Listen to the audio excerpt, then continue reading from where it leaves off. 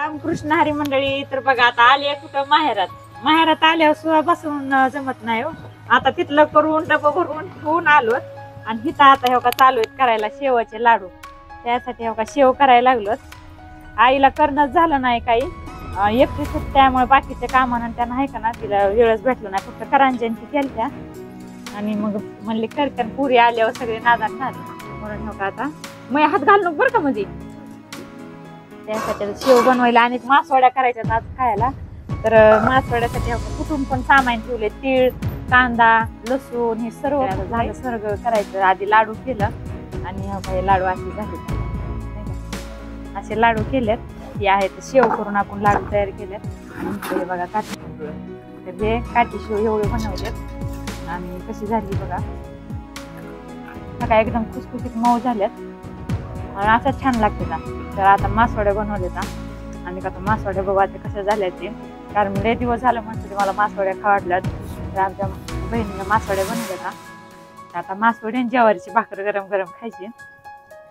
तर आता लाडू झालेत आणि चिवडा करायचा राहिला. आई थोडे गेली बाजारात, तर ती पण येते.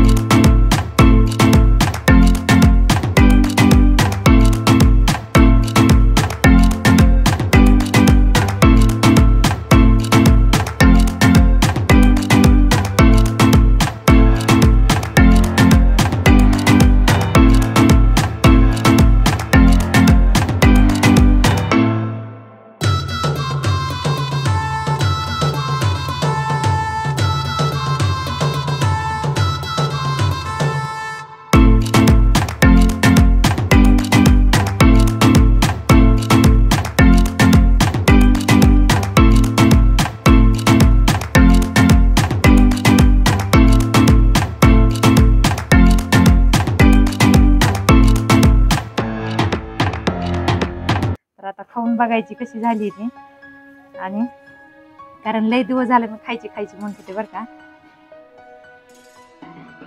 बघा बघा टेस्ट झाली मस्त. त्याच्याबरोबर भाजी करायची थोडी, म्हणजे आमटी केली ना आमटी छान लागते. तर या खायला तुम्ही पण मासवड्या.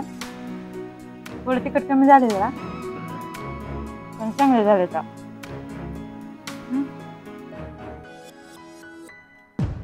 का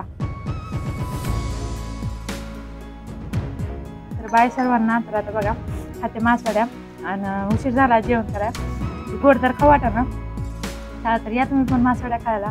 सगळ्यांना बाय बाय.